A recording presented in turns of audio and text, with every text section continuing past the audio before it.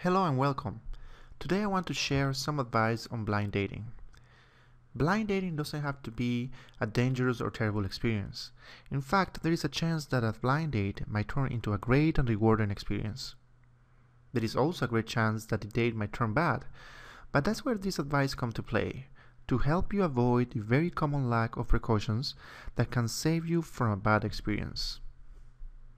So let's assume you're about to set a completely blind date where you haven't seen a picture of the person and have had some chat or voice communication.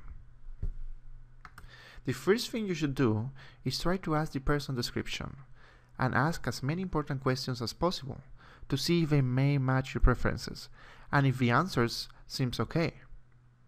Before the blind date, you may want to keep the communication light. Do not talk for hours and days with the person or get emotionally involved without even meeting.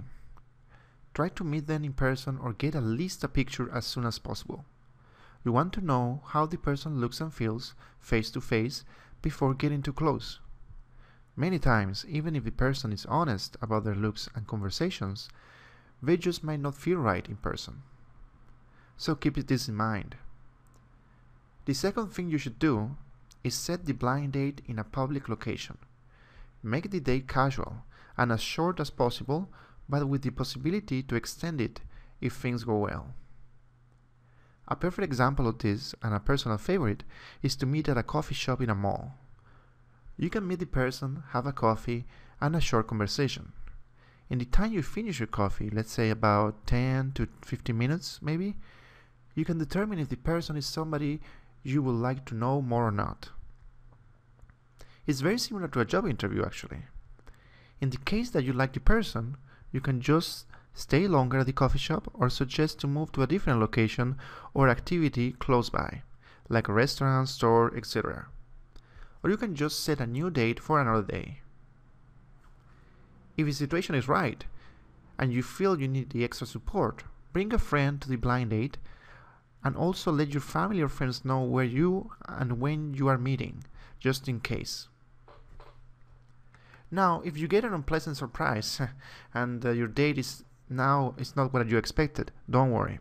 You are in the perfect location and situation to just abort the date early without too much drama.